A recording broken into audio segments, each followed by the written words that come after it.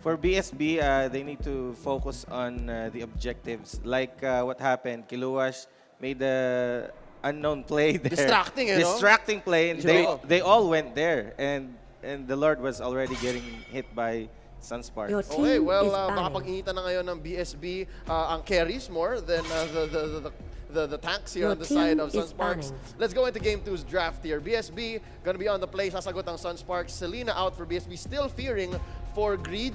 Sunsparks naman, tanggalan natin si Cap ng Grok. This is still the respect from BSB. Kailangan mo i-warrant eh. Nakita natin yung display ng experience ng Sunsparks kanina. Again, sinabi ni Bautes kanina, you have the damage, we have the experience. Alam na alam ng Sunsparks kung paano laruin yung mga heroes na to. Even though nag-underperform si Greed on that specific hero, it still shows up a lot.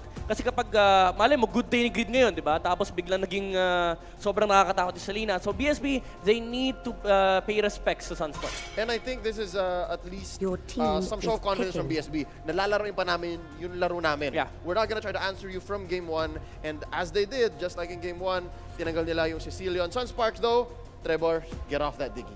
Right? Pepper, kanina bago tayo magsimula ng draft, we were talking about what BSB has to do. Malipat naman tayo. Sunsparks, meron silang momentum. They can finish this early. Pwedeng 2-0 agad dito. How can we see that? Anong kailangan gawin ng Sunsparks para mag 2-0? Sunspark, I think, will still go for. They could go for the same Ling play. Kasi from what we see here, Jawhead is taken by BSB instead of taking some core heroes. Jawhead muna. Mainit ang Jawhead, no? Okay, well, Sunsparks, I don't think they I'll disagree with you na konti, ha. Hindi na pwede. Kasi yung BSB, the way I see it, hindi sila yung team na pwede mong ulit-ulitin lang agad, eh. They learn very quick. But, I might just eat my words again. Kausap mo ba yung Sunsparks kanina? Kausap mo sila kanina, eh. Well, walang ano eh. Walang digi.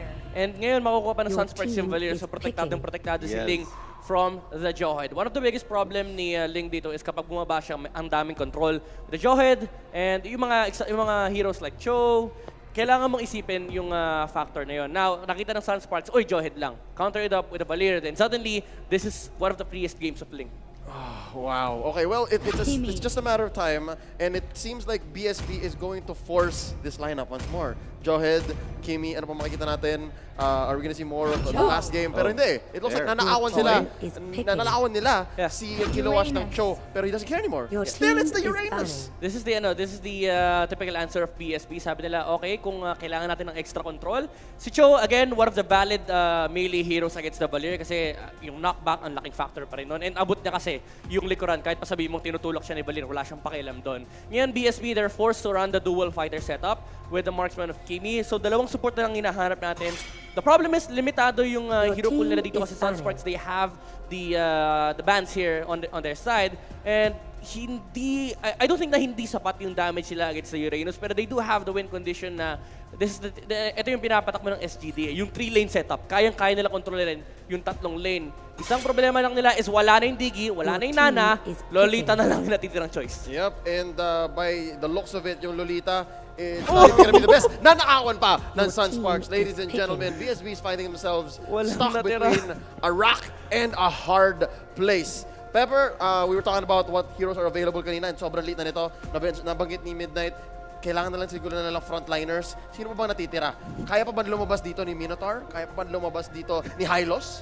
This is gonna be hard for BSB kasi nag-focus na agad sila on countering Ling sa Jawhead and Cho. So, ayan, support Estes, maybe. Pwede pa. Pwede pa, but Sunsparks might even pick up the Baksha here. Still possible. Oh! Okay. Throwback to. So, I do think na Cap 1 on Estes and Trevor on the Jawhead. So, we'll have Wilson on the Cho, one of his signature heroes alongside the Tams, and try to QT back on his signature hero. Mind you, this is one of the hardest counter-scaling. Yung lineup na hindi mo kayang patayin during your ultimate. Here we go. Sunsparks are gonna be trying to fill up their mid lane or another support here. Pero mga mid nga, it's gonna be the Zas. Yeah. Shoutout pala kay Manjin. Yep, mayroon tayong mga caster na nanonood niyan sa audience. Walang trabaho. Again, guys, sobrang saya dito sa MPL Arena. I suggest you guys come on down. Again, MPL Arena, yan lang lalagay ninyo sa paborito nyong transpo app. And now we have our final lineups. I need to ask our panelists here. Pepper, Midnight, kanino kayo papanig ngayon? still batting 100%, Pepper. Let's ask you first. Sunsparks or BSB? I'm going for Sunspark still with the Ling lineup and the push and segue of Ling, of course. At saka parang ang ganda eh. Mas solid to kaysa last game, Oh I yeah, think. definitely. Midnight, do you agree now? I do think this is still a draft win for BSB. Medyo naipit sila sa last pick ng Sunsparks eh. I do like yung mga hinover nilang heroes, the Gord and the Zask. It's one of the One or the other. One of the fewer options para masagot nila Esmeralda, Richard, Cutie. Then again, problem is kukulangin sila sa damage. There's an S-test at this time for the side of BSB. Parang yun yung parati na ginagawa, no? Lagi na lang. They've proven us wrong in game 1 in this best of 3. I'm gonna have to go with my gut here and say Sunsparks. Parang I gotta flip the coin. But ladies and gentlemen, let's go ahead and jump into the game. Courtesy of our casters, what do you guys think? Let's go. Maraming salamat, Leo, Pepper, and Midnight. Shinbu with the one for an eye. Ryan Butters at lahat po na nakita nyo Casters. Yeah, yung kanina, na nasa venue. tanggal na po. Si Santi na po yung ano, ngayon. sadly, may mga violation kasi yun eh, di ba? Traffic violation. Mga kaibigan, game number 2, BSB versus Sunsparks, kung saan sa game 1 natin ang nakakuha ay ang Sunsparks. With this kind of draft, unang silip ko kaagad, I'm actually banking on BSB on this. This is a very balanced draft, whereas Sunsparks dito, mayroon silang parang mga leeway pa na... Well, parehas halos nung game number 1, no? Pero ngayon, I think this is a better role para sa BSB. Yun lang sa akin. Medyo nagkaroon ng onting adjustment dito yung Sunsparks with that Valir. Siyempre, ngayon medyo kailangan na nila kumuha ng Necklace of Durance. Kailangan nila yung offset dito, yung healing na magagawa ni Trevor. And yung placing kasi ni Trevor dun sa kanyang Estes, medyo nandun sa latter parts eh. So parang hindi talaga expected ng Sunsparks na yun yung gagawin nila. But right now, they will still stick with this Kimi setup. Yes. It does feel like si Jeraxon naman, okay din naman eh. Yung control, no? Doon sa Kimi coming in from our game number 1. What I want to watch out is the coordination between siguro kay Cap1, kay Wilson kanina. Kasi Of course. you have to take note, paring batters na, I mean, it's a mistake eh. Diba? May mistake naman talaga nangyayari sa mga laro, no? Not pointing it out. Siguro i-discuss na lang nila yun later. Pero I do agree heavily with Midnight kanina na there's really, parang hindi talaga pwedeng i-contest yung Uranus doon sa base, no? Sana chinase down na lang nila.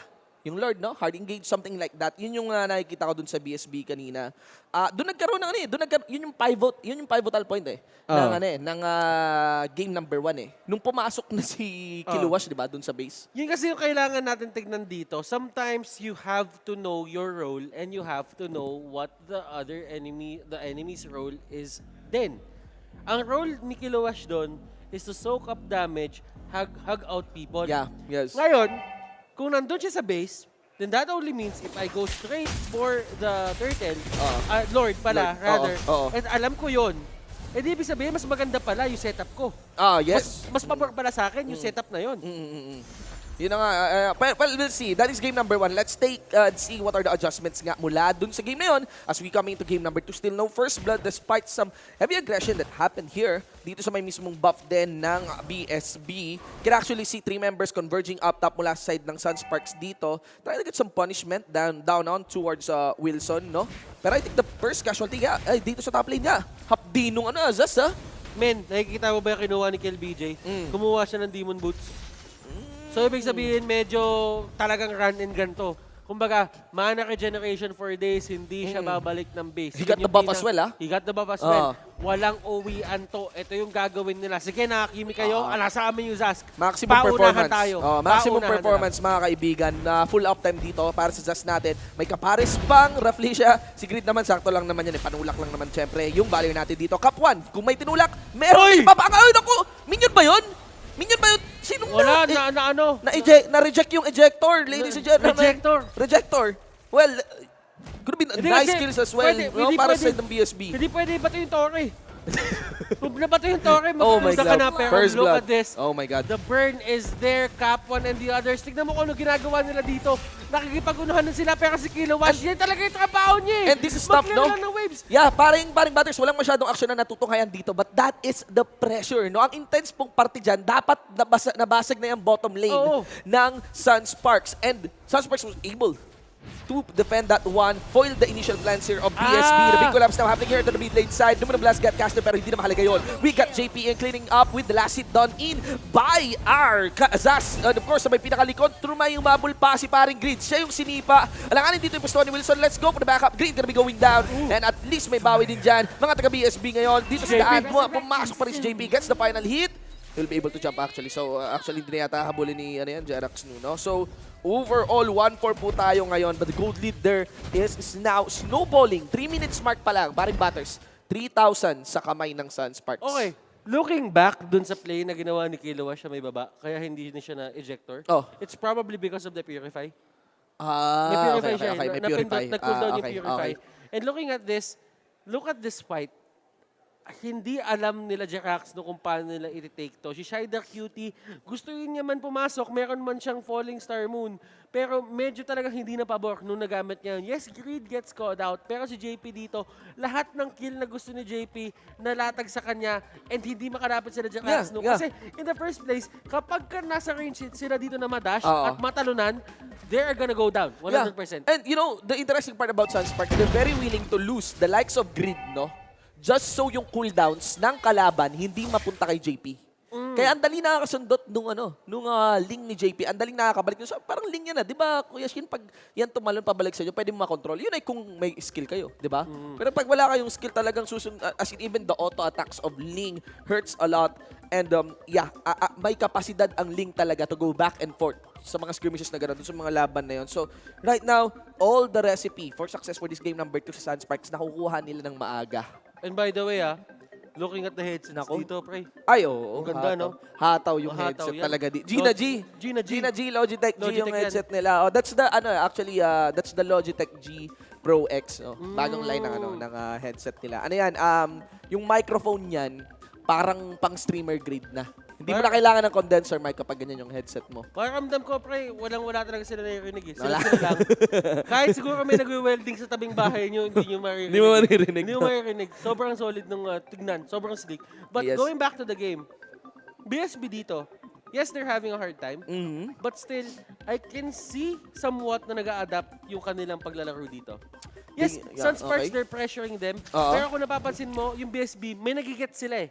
And sana, hindi pa huli ang lahat bago nila mag-decipher or mag-gets lahat ng ginagawa ng Sunsparks. Alam mo, ang takeaway dito parang batter, 7-minute mark, kailangan masilip yung item ng Esmeralda. Kasi right now, hindi maganda. Yung Esmeralda yung pinaka-I feel na napapanis sa ganitong sitwasyon ng laro. Lumilit yung mapa. Very little opportunities to get the jump. Killing spree, ladies and gentlemen, on to Kiel VJ. And with that kind of domination on the map dito ng Sunsparks, they can easily take a turtle. No, sa totoo lang, Shina. Sa mga babantayan mo dito yung Esmeralda kasi pagka may Estes, parang kailangan medyo maging standalone siya eh. Kasi you cannot expect Trevor to go with you to the backlines dahil babato mo yung Falling Star Moon mo. And you're only asking for the Estes to go down kapag ka bigla kang papasok dun sa area na yun at i-heal niya bigla etong si Esmeralda. Yes.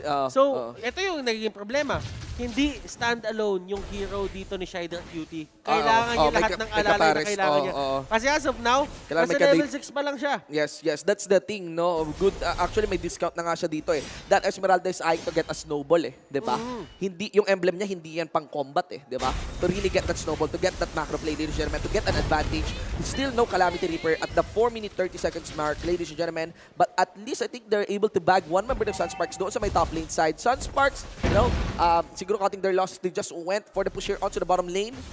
We have a very interesting trade. They're trading still up to that inner turrets, ladies and gentlemen, top lane and bottom lane. Wow. Okay.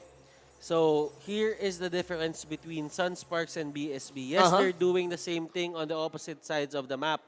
Kung makikita mo yung mapa doon, ang difference nila is si Sunsparks may iniwang designated tao para magtanggal doon. And one good Tempest of Blades might actually clear out yung creep, yung minion wave Yes. na pinupush, kasama ng BSB mag-push. Yeah. So, again, isa sa mga teknik eh, pag dumidepensa ka, sa medyo hindi familiar yung iba dito, medyo simple lang yung teknik eh. Kapag maraming nagpupush sa isang lane mo, ang kailangan mo lang gawin, makagawa ka ng paraan to get the wave clear without dying. Kahit 5 pa yan, kahit 4 pa yan, well, depende pa rin naman. Pero, pag wala yung minion wave, hindi talaga sila magpupush eh. That's the running logic lang eh, di ba? And doon pumapasok doon pumapasok ang Tempest of Blades. Oo, yun na nga. Napaka-safe na Yes, spell. spell. Hindi Tas mo mabaw. hindi mo kailangan talaga yung tipong mag-commit ng todo-todo. Oo. Mag-dash out kapag Dash out katapos. kapag katapos. Unless matimingan talaga nila ng perfecto yung pagbaba mo. Pagbaba mo no? And that's the time na medyo...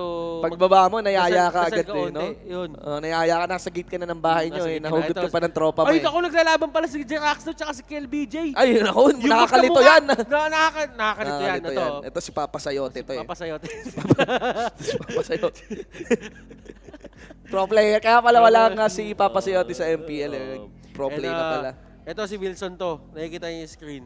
Si Wilson yan. Sana may bawi. Sana makabawi dito yung BSB eh. That's a heavy demand here for BSB. Kasi, ang prone brasuin eh, ng ganong klaseng lineup eh. Diba? You stop the Esmeralda from snowballing, you get a very nice advantage. And if you get enough item with a Ling, you can easily assassinate and dive down the Estes. The main deal breaker for that composition sa side dito ng BSB. Napakahirap din kasi talaga Kimi tapos may Ling sa kabila. May Ling, no? Oo, parang, alam mo yun, there's always a threat na bigla na lang may tatalon sa likod mo, bigla may Tempest of Blades. And if you do not time yung slide mo Oo. na maayos, Oo, man. 100% you're gonna go down. Yes. Kasi yes. ngayon, hindi priority ang flicker. Mas priority ang flame shot. And aanuhin mo yung flame shot kung may Tempest of Blades na kahit palayuin mo, kukunin nyo lang isang espada, magda-dash in lang siya ulit. Yep. That's the thing about Ling. There's a lot of mobility talaga for this guy. Although, he got balance naman na. Yeah. No? Get balance I mean, naman na. Pero dati pag sa mas kamay ng isa dati talaga lala. Dati lala. Lala talaga eh. No? Gamitin mo lang medyo sure win eh. Parang free points, kumbaga. Tulad ng isang harit, mga kaibigan. So ayan na, sa mga nanonood dyan, sa kanilang mga tahanan, mga kaibigan, we are at game number 2 for our first series. Again, huling araw para sa ngayong linggong series of episodes ng MLBB Professional League Season 5. Okay, nagkaroon ng trade. Inner turret's gonna be going down from both sides. There might be a convergence here for the mid lane. Let's see if this will unfold towards the team fight. And Curry dito using that pushback. Wilson with the knockup. Wala siyang nahuli dito. And right now, Ay, naku dash po! on to Estes dito. Nahuli sa may pinakagitna. Oh, my goodness! BSB! Mabilis ang galawan lang dito from the side of Sunsparks, Yunbo. Manghihirap ng sitwasyon talaga. Naglaho at nawala yung tatlong member nila dito. Total parang polar talaga nangyari dun sa teamfight kasi nag-miss yung initial knockups dito ng BSB as they converge. They know that they're gonna be meeting Sunsparks in the mid lane side, but Numinum Blaster for Raplacia connected. Actually, that's really surprising. Actually, dalawa nga lang napaka-rewarding na. That was on 3.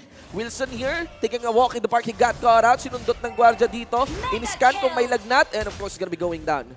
And it was actually one of the buffs that is going to take down dito si parang Wilson. Yung mga physical attacks na nila yung dumali dun eh. Oo, man.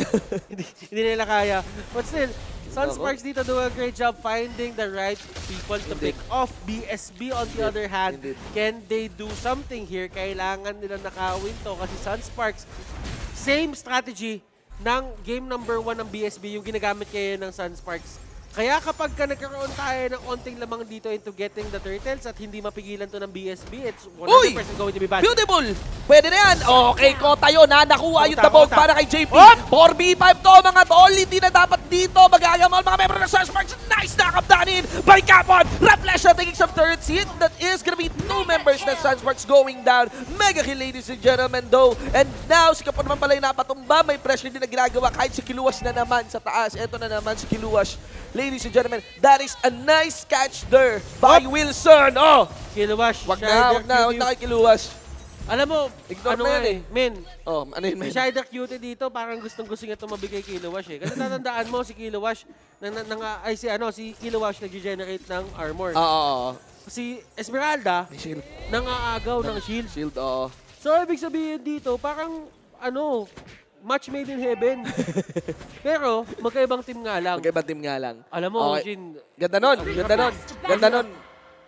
ang hirap ng galawan dito. Kasi, Shider Cutie dito, alam niyang, hindi niya din kaya talaga i-take down si Kilowash dito. Medyo matatagalan talaga. Sobrang extended nung setup na yon kapag ka mangyari man yun.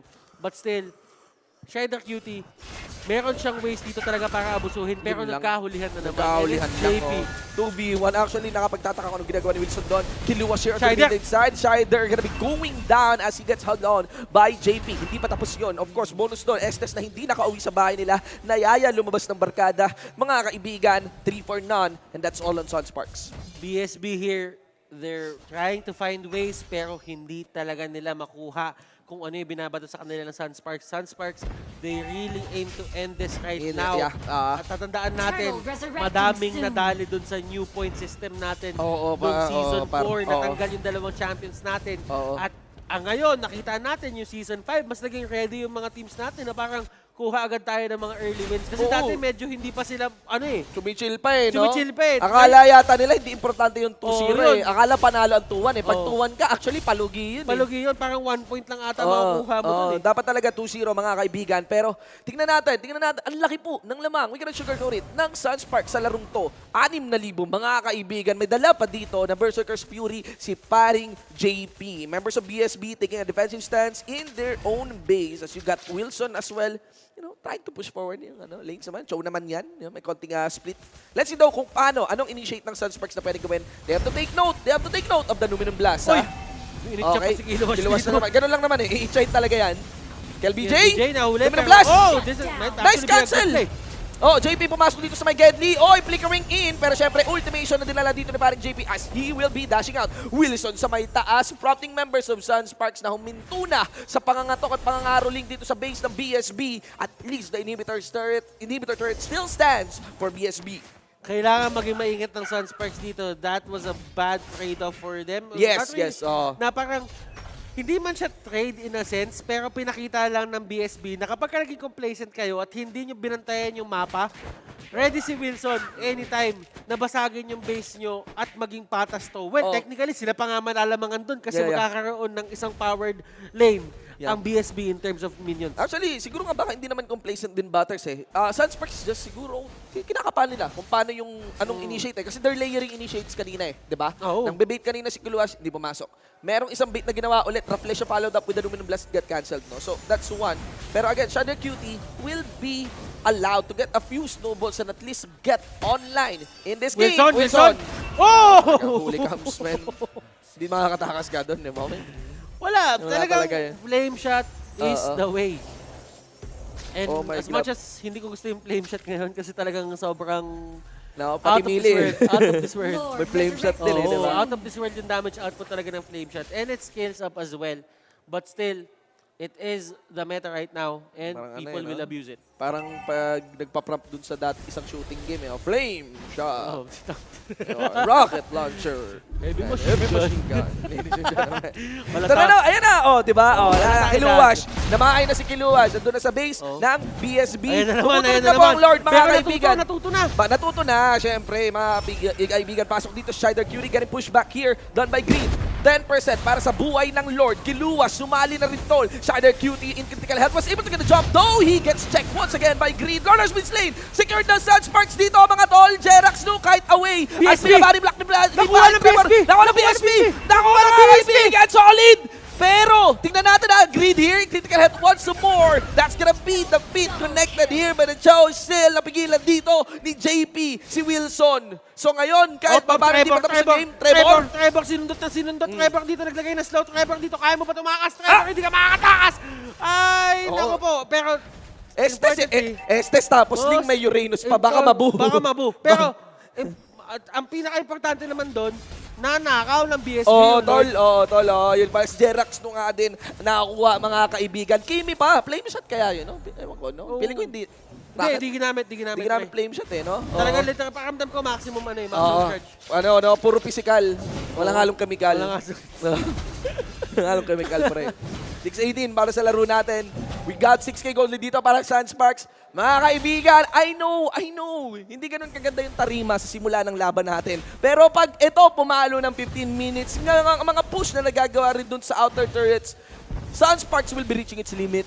Pwedeng lumaban ng BSB and we have a very beautiful game number 2. Yes, I like the scaling dito. Well, not really the scaling, but the capability of Shider Cutie na magbuhat ng team as compared sa mage nito ng kabila. Yung si Kel VJ, yes, he's doing great, pero kasi there's limits to what Azaz can do into the late game. Kasi isang beses, kung hindi mo masiset up ng maganda yung ultimate mo, then that means you only have one more chance to displace yung mismong kikiam. Yung kikiam. So kapag yung kikiam, nakalagay na doon, natakak na doon, wala nang gagawin ano yung yan kikiam. pag nagbenta ka, pag nagbenta ka, kung nga rin magkikikiam ka, no? Pag yung unang pwesto mo, wala, kailangan mo lumipat. Pag yung ikalawa, wala na, mahirap na, no? Pero let's na dito. Okay, let's see if that will be an inhibitor turret gonna be going down indeed in favor of Sunsparks. Shider Cutie, critical health, naman ang blast not gonna be connecting to its mark under the turret. Nandun naman yung kikiam sa may Gedli. Injector dito kaagad, sa kaliwa si Kill, Luwash, and now we got still no casualty in this game. The defense being held on by BSB, pero tol, hindi lang isa, dalawa na doon ang namaalam na inhibitor turret ngayon ng BSB. Kiluwas going in, talaga tinatangking niya lahat dito. Jirax 2 might be the next target. JB dito na unstoppable force, pero nakita niyo yung talon na yun. Naku po. Talon magnanakaw! Para sa laban natin, Kikiam once more. Si Kel BJ sa may likod. Pero walang minion wave. Let's see here, tol. Dalawa na maalam doon ng mga taga-Sunsparks. Double kill once more. At to Shider Cutie, double kill din, tol. Ang tala dito ng ating Zest na triple kill ang dinala as Raflesha. Shider Cutie as well. Binarkana. And that's it. We got the 2-0 para sa Sunsparks. Ang init ng Sunsparks ay ramdam na ramdam